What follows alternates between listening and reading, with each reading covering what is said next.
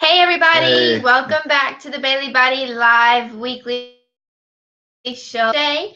Lauren and Fraser Bailey here from the Bailey Body and also founders of the Fat Apocalypse Transformation Program. So tonight's topic, we're going to be talking about one of the biggest but often overlooked fat loss barriers, and that is your gut health and your digestive health. So that's what we're going to be talking about tonight, how your gut health and what's going on inside of your stomach and your intestines is going to affect your fat loss and your general health, your immune system, a whole bunch of things. Yeah, I mean, one of the biggest things that I think a lot of people overlook, like Lauren was saying, is the part that gut health plays in your fat loss and disease prevention and your mental health, your skin quality, your hair quality, your if you have IBS or you get a lot of bloating, those types of things, and your immunity, so your immune system, all these things stem from when we're talking about gut health or digestive health, we're essentially talking about what happens as soon as it enters your mouth, the food enters your mouth, and how it gets broken down with your saliva, how it enters your throat, goes down into your intestines, through your stomach, and all that type of process. So there's different systems along the way that require a certain type of environment to really maximize these areas. And I think what we're going to talk about is we'll basically talk about probably the two or three, probably even more things that contribute to poor gut health, how it affects us on different platforms, and what you can use, what you can eat, and what you can supplement with to start to repair some of that gut health, get it back on track, so you can increase your fat loss ability, increase your immunity, so you don't get sick so much. All those types of things that are really important when it comes to a healthy lifestyle. Yeah, and first I have to see if I can adjust my chair because I feel really small. Look at me. I'm like tiny compared to you. I just realized it's because my chair was set really low. Yeah. There we go. Better now. Yeah. So I think first and foremost, if you're watching this and you are someone who has consumed antibiotics or antacids, those two things fundamentally first off, then you need to stay and listen to this whole thing. And I think probably 99% of the population has used antibiotics. I mean, I know I have a million times. They're probably using it right now because we're in like cold and flu season. I mean, it's unreal. Antibiotics is on one hand necessary in some cases where you may have an infection or something that you want to prevent the spread. But at the same time, I think a lot of doctors are very kind of blasé with how they prescribe antibiotics to people. Oh, you have a flu or you have a cold, here's some antibiotics. And essentially what happens is antibiotic, meaning antibacterial essentially. And what happens is when we talk about digestive health, and you've probably heard about good bacteria. So in the gut, there's good bacteria and there's also bad bacteria as well. And the bad bacteria could be in our bloodstream. It could be in other areas of our body that we want to target. But when we take that antibiotic, it's very indiscriminate. It not only wipes out the bad bacteria, but it essentially just destroys all the bacteria. So why is that important to you? Because if you don't have a good population of good bacteria in your gut, your ability to absorb food and your ability to break down food properly is dramatically reduced. And how does that relate to sort of fat loss and overall health and things like that? And it's funny because it's not, the old saying, you are what you eat, isn't necessarily completely 100% true. It's more you are what you absorb. And that's where that's the missing piece of the puzzle for a lot of people. So a lot of people focus on just calories. They might do Weight Watchers, and they might do something where they're counting the calories or, reducing the calories right down. And they might do some form of exercise and some supplementation, maybe some shakes or something like that. But they don't think about what needs repairing in order for all those things that they're doing to actually work. You agree? Yeah, and I think that's the trouble with a lot of people will be taking a whole bunch of supplements that maybe they're just buying over the counter or whatever, and they're not necessarily good quality. Plus, their gut health is really poor to begin with, so they're taking all this stuff and it's just going straight through them. They're not absorbing any of it, and they're just wasting a whole bunch of money on it. And that's the thing. I think Lauren touched on a really good point, is that we've had clients before that have been taking, vitamin shop supplements or something that's relatively cheap. I think everyone just kind of thinks a supplement is a supplement. Whether it's $6 or $60, it must do the same thing, right? And what you'll be surprised to know is that the lower quality ones, the cheaper ones, are usually just garbage. I've seen it in blood tests with our clients. I've even seen it in blood tests with myself, where I would be supplementing something and I was taking a lower cost supplement and it made no difference whatsoever to my blood panel at all. And what that tells me is, one, it was either crap, and you need to focus on buying more quality supplements, especially when it comes to probiotics. I would say a good probiotic is important.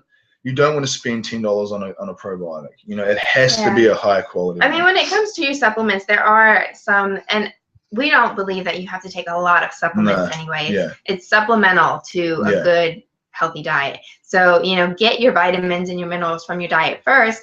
Supplement with other things if you need to, or with certain vitamins and minerals, or proteins or whatever that you feel like you need to get some extra. Yeah. And even if it's a really good, you can be spending money on $100 supplement from your doctor, that's doctor prescribed to you. But if your body can't properly absorb it, then you're just wasting more money, So sometimes there's a difference between the quality of different supplements. And I know we're kind of getting off on a tangent, but then sometimes it's just how you can absorb it, whether you're taking a cheap or a more expensive version. The take-home point there is that your gut is essentially the entry point for anything that you're trying to change in your body. So if you have a mineral imbalance or a vitamin imbalance, or you feel tired, or you're taking St. John's wort for depression, or you're taking an anxiety, natural anxiety supplement, or whatever it may be, if your gut isn't in good health, the likelihood that you're absorbing any of that is very low. And that goes apply for food as well. If you are finding that you're craving a lot and you're not, you're craving sugary or salty foods, it may mean that you're, mineral or vitamin deficient, and that could be because your absorption of food passing through your body is very low. So you're essentially eating the food, it's going through your digestive system, but only a percentage of it is actually being absorbed into your bloodstream and used. The rest is just being passed on straight through. Yeah, and that brings up something that I wanted to touch on as well, especially when we're talking about fat loss and how it affects fat loss. When you're eating foods and you're not absorbing the nutrition from that, your body isn't able to get the vitamins and minerals into your bloodstream, into your cells of your body, outside of the stomach. If it's not passing through those barriers, you're not absorbing that nutrition. And that's why you're going to continue to eat, and you're going to continue to be hungry, is because your body is saying, I'm not nourished yet, eat more. And so you're just consuming more calories, and you're constantly eating because your body feels hungry, but it just feels hungry because it's not able to absorb what you're putting in. Yeah. And so, we talked about antibiotics being a main one. And it's not to say that it's good or bad. It's just to say that if you use it, you need to add in probiotics into your diet, because the reality is that it's not like a hormone where over time, if you're lucky, it may naturally replenish itself. Probiotics, once they've them from an external source, and preferably whole foods. And I'm going to give you a brief list of the top foods that I would suggest to get probiotics into your diet through food sources, so you don't have to use a supplement route. And if you do, it is what it is. It's a supplement to the probiotics in your food sources. But essentially, with the antibiotics, the next thing that you are going to need to look at is things like antacids. And I know that a lot of people give their babies antacids, right? To stop a lot of the reflux and stuff. Yeah, a lot of babies nowadays have a lot of reflux problems. And it's usually because it has a lot to do with often the mother's diet, whether it be the mother's diet when she was pregnant, and the baby is feeding off of that, and they're learning, their bodies are learning what to do with food based on the food that you're eating. So, you know, if you're an expecting mother, really pay attention to that stuff. And then also when you're breastfeeding, all the foods that you're eating, that's getting passed through your breast milk to the child as well. So if you're eating foods that could cause reflux to you, it's going to cause it in your child as well. Yeah. So antacids, I mean, and obviously, like with the antibiotics, most people will have taken them at some point. But like I was saying, if you have taken them, it just means that you need to add in probiotics externally back into your diet. Otherwise, you don't have a population in there unless you consciously add them in. It's the same with antacids as well. So, you know, what I find with a lot of people is they consume a lot of carbonated beverages. So they drink a lot of Coca-Cola, soft drinks, a lot of alcohol. Alcohol is going to destroy the natural probiotics in your system. Carbonated soft drinks. And what we find is that when people consume a lot of those things together, they get a reflux. And then they use antacids to stop the reflux. So not only are they destroying it with one thing, but they're just pile driving the rest out as well. And then not only does your body have probiotics, but it also has, you have stomach acid that's required to break down foods. And there's a balance in that as well. So when you start taking antacids, then you're just requiring an outside source to give you certain acids that you need for digestion, and it's messing up your body's natural environment. You're essentially neutralizing a lot of the stomach acid quality. You're, you know, reducing down your digestive enzyme capability, and I'll talk about digestive enzymes towards the end there as well, because that's probably the last piece that I wanted to touch on. But in terms of, you know, just to think about the things that you might be doing right now or you have done. So, and I've mentioned them a couple of times, so I'm going to mention it one more time before we start talking about how it affects our body. Is antibiotics, antacids, carbonated drinks, soft drinks, alcohol. Those are probably the main ones. Obviously, processed junk food in general. And I mean, that's the hardest part, is that if you're just consuming processed junk food with high fructose corn syrup and a lot of just crap, to be honest, your body is going to struggle to through your digestion to maintain optimal function. But those first four I mentioned are really the ones that will shut the bacteria, the healthy bacteria, down.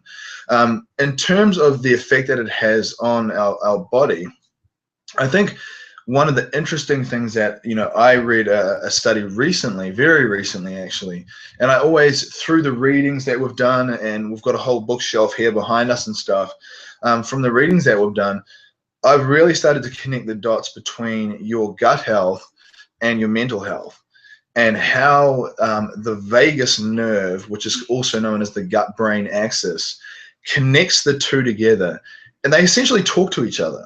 You know, the brain communicates with the gut, and the gut communicates with the brain, and vice versa. And brain makes its decisions and decides what neurotransmitters to produce and things like that based on what's happening in your gut. And what is the first point of entry for anything that you're putting into your body? It's your gut. So as soon as you are ingesting anything, that's the first point of entry. Once you go through there, this dictates what happens in here. So they're actually connecting a lot of, you know, ADD, ADHD, mood disorders, depression, anxiety, other mood disorders like that, to poor gut health and gut dysfunction. Would you say that about with kids with ADD and ADHD? Oh yeah, definitely. And I mean, kids definitely, because they don't always get to choose what they're eating and they don't know better. But even as adults, you'll notice that when you eat certain foods and you just have this brain fog. I know, you know, in our Fat Apocalypse program, 90% of our clients, when they first get started in their first 2 weeks into the program, usually the first thing that they say is the brain fog, the difference that, you know, they can think clearly. They don't have that brain fog all day long. Like, it's just that's their first amazing wow result that they get, is that elimination of the brain fog. And that's just from cleaning up the diet and changing the energy sources and changing the things that are going into your body. So I think it's true for adults. You will notice it. And hopefully now, listening to these things, you'll start to be a little bit more informed about it. kids often just don't know any better, and they're going to eat whatever tastes good and whatever they want. Yeah. And then, you know, sometimes whatever is given to them. So you have to, you know, try to make the best choices, learn for yourself, and then pass that along to them as well. If they're definitely, you know, having ADD in school and things like that that they're struggling with, you need to take a look at what's going into their mouths, what they're eating, because what's happening in their gut is controlling a lot of the triggers and the things that are happening in their brain. Yeah, so I mean, essentially, you know, if you're suffering with depression or anxiety or lethargy or anything like that, take a good look at what's in your diet. That's the fundamental thing, is that I found, I mean, I know that some people will not know my background history and my story, but, you know, I went through years and years of depression, mental illness. I was diagnosed with ADHD. I had bipolar disorder, severe depression and anxiety for almost 10 years. And I tried every medication out there, and that's for another story. I mean, that in itself is a whole nother topic that I could talk about. But what I found was diet, and I look back now and I realized that a lot of my dietary choices were probably inflaming this connection and really starting to alter the way my brain was choosing to create the brain chemistry, choosing which neurotransmitters to produce. And that was essentially altering my chemical state. And that's why they talk about, you know, mental illness being a chemical imbalance. Well, sometimes it can be self-induced. And I think the reality is to realize that, see it as a good thing, that it's not your fault, but at the same time, if it is self-induced through food, it gives you the ability to change that. You're not stuck as a depressed person for life. You're not genetically depressed. You may just be eating the wrong foods that are inflaming your digestive system. You know, maybe you're taking too much antibiotics, and then you're compiling it with alcohol and you know, too many inflammatory foods or things that you're slightly allergic to that you don't realize. So understand that the mental health side of it is a very new concept, but it's one that's gaining a lot of traction. And it's very interesting to see the changes in people's mental state and their focus and their concentration when they all of a sudden they start to change the way that they eat. You think? Yeah. Yeah, and it's I'm trying to think back to some of the studies that we've read. Was it, I think, Alzheimer's and something else that they had seen a lot of connection with? Multiple sclerosis. Okay. Yeah. Yeah. So in I'm just looking behind us. Yeah. Two of the other things, you know, wheat belly. This talks a lot about it. It was in this book here. Right. Yeah. But just wheat, and then also here the sugar. Those are another two things that are common in today's diet, and also affect your gut health and that gut brain access and the communication between the two. Yeah. So I mean, this book is very interesting. Why my brain isn't working, and he starts connecting the dots between things like Alzheimer's and multiple sclerosis to certain food chemical reactions in your gut. And and even depression and anxiety and things like that. So it's very important to understand that that's a possibility for you and something that you want to address. First and foremost, that beyond fat loss and all that stuff, that would be my #1 priority as a reason to get your gut health right. Because, you know, why look good and be lean if you're miserable and depressed and anxious? There's no point.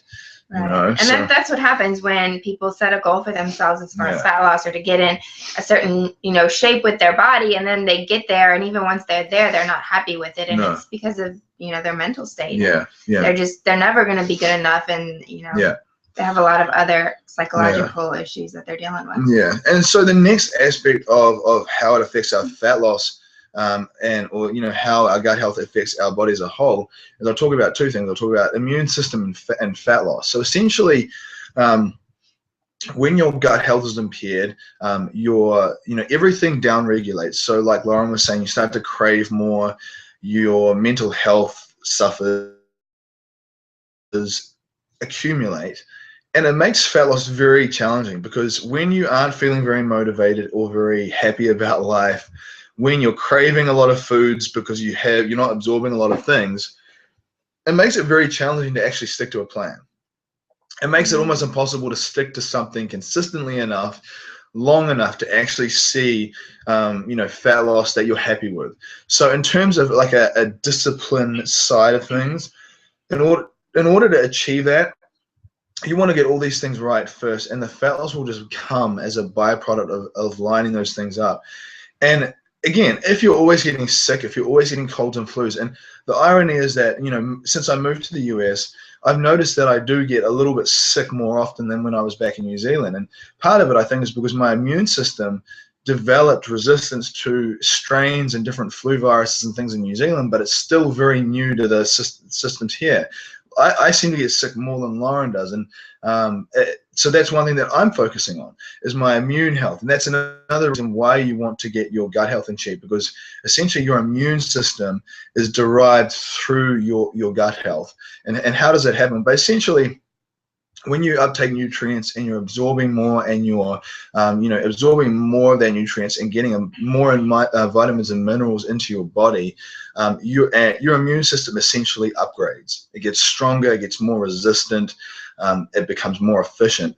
When your gut health is poor, everything else is absorbed poorly, so everything kind of down regulates to handle the lesser nutrient intake. So if you're finding that you're getting sick all the time, and it's messing with your ability to stick to a plan, or you're getting sick all the time, especially through winter or any change of season, and you get it quite often it can be an immunity thing, and that immunity thing from a poor or an impaired digestive system. Yeah, and the sad thing is it's just a vicious cycle, because just goes you round and round. have a digestive disorder, you have just bad gut health, and so you're not absorbing the nutrients, your immune system is compromised, and so you get sick, and so you take more antibiotics, and then it ruins your gut health even more, and you just keep going around in this vicious cycle.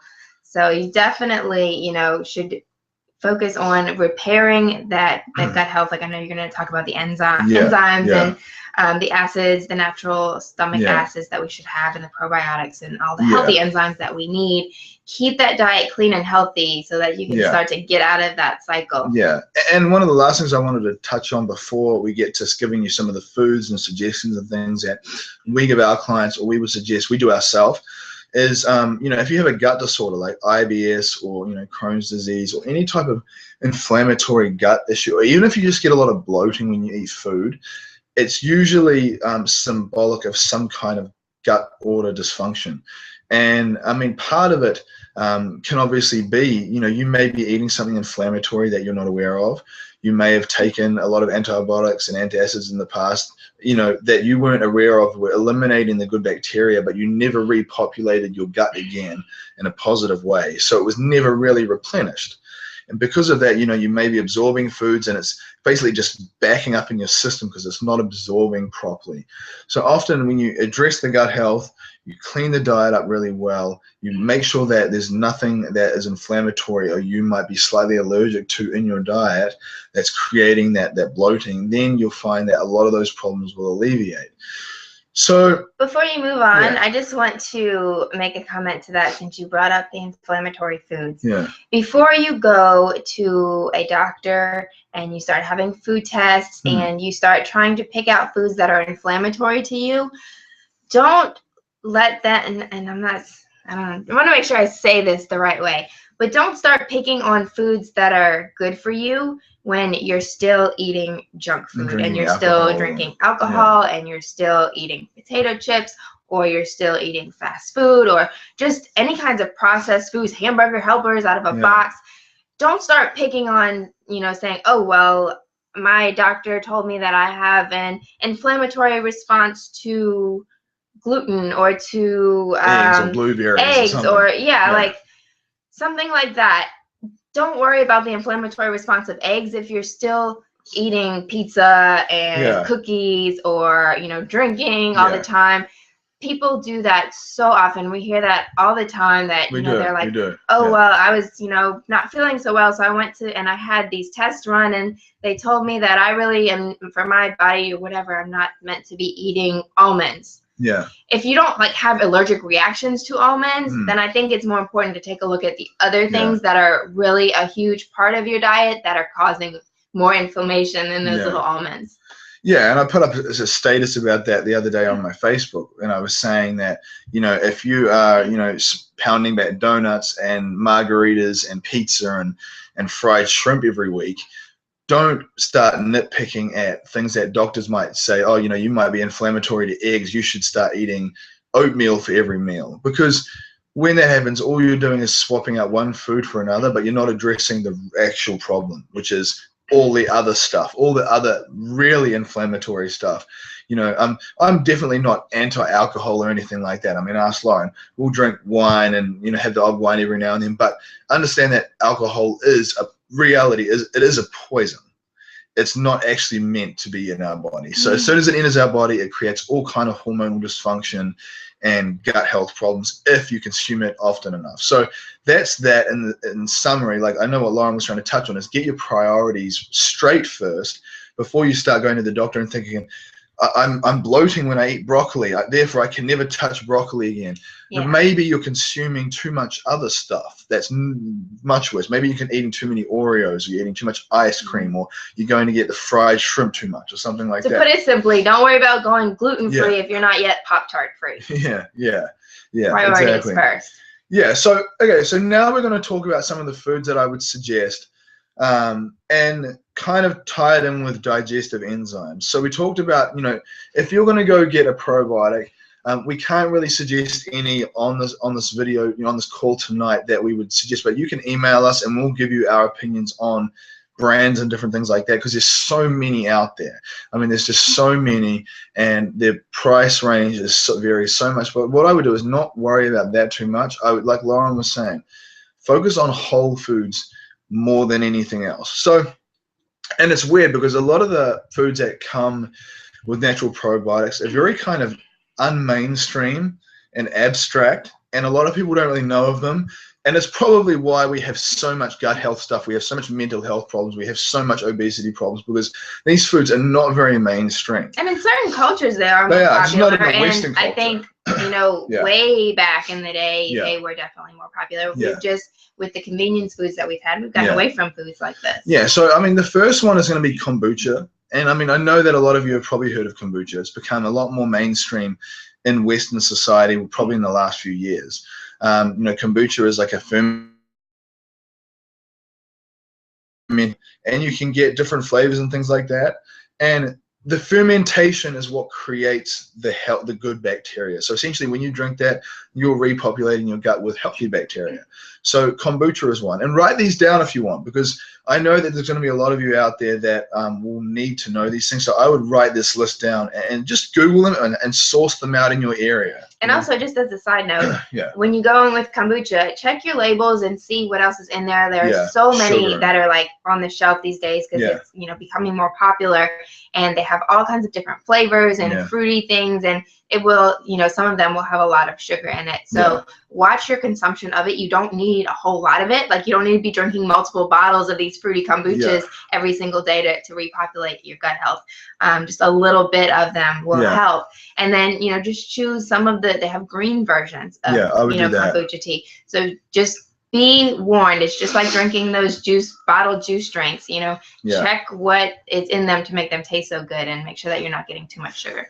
Yeah, so kombucha is the first thing, and like Lauren was saying, stick to something that looks like an original tea, like something that's not like guava, pineapple, mango flavor. I mean, all in all, you can check the label. If it's low in carbohydrates and sugar, that's fine. But we just usually drink. I think I can't even remember. It's like the original one. It's like a green. It's a green color, and it's basically minimal. It's just pretty much just plain kombucha, standard kombucha. So that's probably the first thing.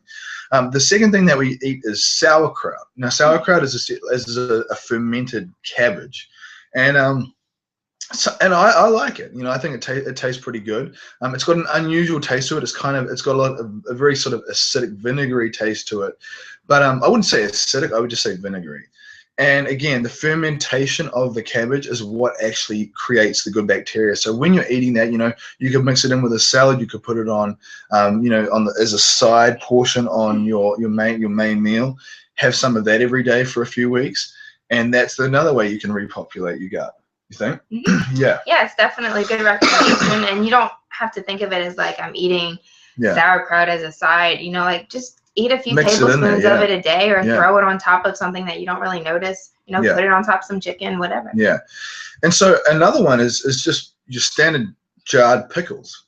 You know, essentially, it's the same process as sauerkraut. You know, obviously, you want to make sure that the sodium content and all the other stuff in there is down. But you know, pickled ginger, pickled, you know, jarred pickles and things like that, they also go through a fermentation process, and that's why they taste the way they do. So that is also a good source of probiotic. Sorry. Another thing is kefir. Now, I haven't even used kefir before, and I was doing a little bit of reading about it, you know, earlier today. And essentially, it's goat's milk and kefir grains, and it's been, you know, fermented through. The goat's milk is mixed with the kefir grains, and the whole thing is fermented. And it's like, I guess it's like yogurt type of thing. And so, like, it's kind of like a drinkable yogurt. Yeah, like it's thinner than the consistency than yogurt. So, and I would suggest that over just yogurt itself, because you know a lot of conventional yogurt is pasteurized, which is anything that is pasteurized is going to have the probiotics destroyed from it. So if you're drinking standard conventional milk from, you know, the store, cow's milk, cheese, all those types of things, pasteurized, so all the bacteria has been completely wiped out from them. You don't want things trying to repopulate your gut health, because essentially you're eating something that's been neutralized of all bacteria, period. So I would say kefir is a good one. In terms of dairy, it's probably the best type of dairy you can find, because it's going to be goat's milk, which is usually very unmainstream. It's not going to be injected. You know, there's not going to be a lot of hormones and steroids and growth hormone and different types of weird things that they inject with their cattle. And the amino acids are different. They're a much smaller size, and it's easier digestible for humans. Yeah. And another one is kimchi. Now, I know that there's a couple of people in our Fat Apocalypse group that eat kimchi, and kimchi I think is like a fermented cabbage and cucumber and scallion, and it's just fermented. It's spiced a different way. But if you're not sure where to get these things, you can literally make them. If you just Google, you know, how do I make kimchi, there'll be a recipe where you basically prepare these vegetables and you put them in a jar with some kind of salt or some kind of mix and leave it for a few days, and it'll go through a fermentation process, and you can make your own. So if you're not in a place where it's readily available to just get all the time, you can literally make your own stuff like that. So I think that's a good thing to know. Yeah, I've never tried kimchi. Yeah. I've never made it. Yeah, but I mean, sauerkraut is definitely the one that sauerkraut's pretty easy to find, and it's pretty mainstream, pretty mild in flavor. Yeah. And then what about like apple cider vinegar as well? I don't think that does. I don't think that. Yeah, but I do know that the apple cider vinegar works synergistically with the good bacteria to kind of amplify its effectiveness of breaking food down. It's not necessarily a probiotic. It's not a probiotic, but it does work synergistically with the probiotic. So apple cider vinegar, diluted down with a little bit of water before your meals, with your you know sauerkraut. Or your kimchi or something like that is going to be a good thing. The last thing is miso soup. Now, this was an interesting one. I've never had this before. And a lot of these are Eastern dishes. And it's fermented rye, beans, rice, or barley. And so it's interesting to see that, you know, a lot of these dishes are sort of like from an Eastern culture. And you sort of look at the longevity of some of those people. I mean, there's a lot of them that have lived to a very old age. The obesity rates are much lower. It seems to be a significantly different cultural mindset around food. And I think a lot of it is because of the type of probiotics and gut health that they're inadvertently getting. They probably don't realize that this is containing probiotics, and therefore it's good for your gut health, and therefore it's good for fat loss and your brain function and all these things. They don't connect the dots like that necessarily. Some of them maybe do. A lot of them just think it's just part of the staple diet. Yeah, it's just their cultural food. Yeah, so that's what we need to get back to, is to make some of those more natural foods part of our regular routine and our culture. Yeah. Wouldn't have all the problems we have. And so, like, when it comes to digestive enzymes, essentially, when you start eating, as soon as food enters your mouth, your saliva is going to start breaking that food down. If it gets to your digestive system and the particles are still too big, your digestive system really strains to break the food down and absorb it properly. So taking a good digestive enzyme before meals with some apple cider vinegar will help produce more digestive enzymes. So when you eat that food, it's broken down. Think of digestive enzymes as like the scissors that cut the paper of the fabric of your food. So your food is like one big piece of paper. These scissors come in and they start cutting this food up into hundreds and hundreds of little squares, and then the bacteria essentially dissolve those little squares. If the bacteria had to jump onto a piece of paper the size of this ball behind us, it would take a long time to dissolve it down. But when you cut the little pieces, it creates more surface area, so it breaks it down a lot quicker, a lot more efficiently, a lot less strain. So a good digestive enzyme, a good probiotic supplement, and those foods that we talked about: miso soup, sauerkraut, kefir, kombucha, jarred pickles, and kimchi. So essentially that is it in terms of repopulating your gut. That's probably the best thing to start with. And remember, the elimination of, antibiotics, antacids, alcohol, processed junk food all the time. Obviously you can't avoid it all the time, but you will feel a difference once you start cleaning your diet up and then you eat some junk food again.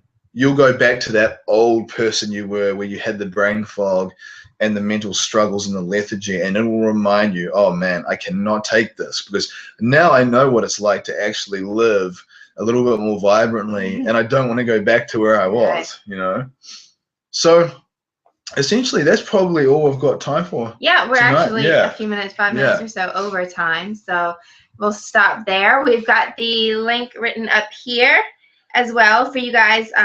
We still have the hormone analysis survey that is online, so anyone who is viewing these shows can go on there, hormones.baileybodylive.com. I feel like a weather person. So type that into your tab now and pull it up, or write it down, and essentially we go through a series of questions. We answer it ourselves, so it's something that we've created. We answer it. It's all complimentary. Nothing, you're not tied into anything. There's no obligations or anything like that. It's just our way of kind of helping people improve their health, getting our business name out there to people so they know that what we're doing, like you guys are on tonight, you know what we're doing, you know what we're about, you know we want to share a message and help people. And it'll take you through a series of questions to do with different hormonal imbalances, and based on that we'll be able to give you an analysis on some basic protocols on what you should do to start fixing your insulin, your estrogen, your cortisol, your all those different hormones, your thyroid. All those hormones play a role, and some basic protocols on how to fix that and get that right. So look, in terms of your gut health, that's going to be the first point of entry when it comes to everything. It's like the gatekeeper. As soon as anything comes through there, it's going to be good or bad, but it's based on what's coming through here. Remember, it affects your psychology as well. That was probably the biggest revelation for me, is that nerve, there's a direct nerve that connects the gut with the brain. And when those two start firing and talking to each other, whatever's happening in here, whether it be good or bad, if it's good, then good stuff starts happening up here. If it's bad, that cycle just starts compounding. Like Lauren was saying, it is a cycle. As soon as you start feeling bad mentally, you're going to reach for the bad food more than the good food. You're going to make the bad decisions over good decisions, which is going to inflame the gut more, and it's going to just be like a spiral. So it's a matter of breaking that spiral. Break it with these good probiotic foods that we talked about. Break it with being aware. Break it with being very selective when you use antibiotics. Break it with getting rid of antacids and just cleaning up your diet, not eating a lot of bad fats, drinking a lot of carbonated drinks, things like that. Avoid all that stuff and work on those things one step at a time, and you will find that it really starts to help many facets of your life. Yep. So that's it for tonight, guys. Don't forget, if you are new or if you haven't filled out the hormone survey, you can do that. Yeah. Do it to the best of your ability so that we can give you the best feedback. The more information you give us, the better. Help on it. Yeah. So you can do that. It's completely free. And then also you can email us at info@thebaileyBody.com, and you can send us your topic ideas or your questions for these shows. Sometimes we will just pick a topic that we know is something, it's like a FAQ, something we get asked all the time. Sometimes we'll get someone who will send us a question and we'll say, oh, that's a great question. We'll, that's a whole topic we can cover. We'll do that on a show, which is actually what we're going to do next week. So please keep sending us those topic ideas and your questions so that we can keep helping you guys with these free live shows. That's it. All right. Y'all have a great night, and we'll see you again next Wednesday. Bye.